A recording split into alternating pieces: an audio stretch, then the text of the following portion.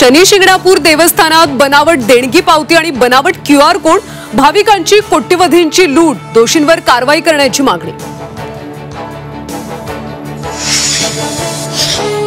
उत्तर महाराष्ट्रात काँग्रेसला भाजपचा दे धक्का, कुणाल पाटील यांच्या हाती कमळ, अनेक समर्थकांचा देखील भाजपात प्रवेश।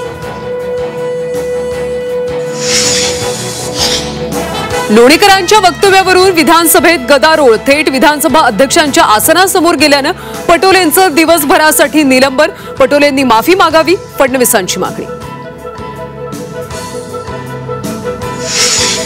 बबनराव लोणीकर आणि माणिकराव कोकाटे यांच्या शेतकऱ्यांबाबतच्या विधानावर विरोधक आक्रमक, बोलू न दिल्याची टीका करत विरोधकांचा सभात्याग। सरकारला मराठी जनांनी नमवलं, विजय मेळाव्याचं आयोजन आमचं, जल्लोष मात्र तुमचा, उद्धव आणि राज ठाकरेंचं जनतेला आवाहन करणारं एकत्रित पत्र। बीडमध्ये 30 ते 40 जणांच्या टोळक्याकडून कुटुंबावर हल्ला, तरुणांमध्ये झालेल्या वादातून कुटुंबाला मारहाण, घटना CCTVत चित्रित।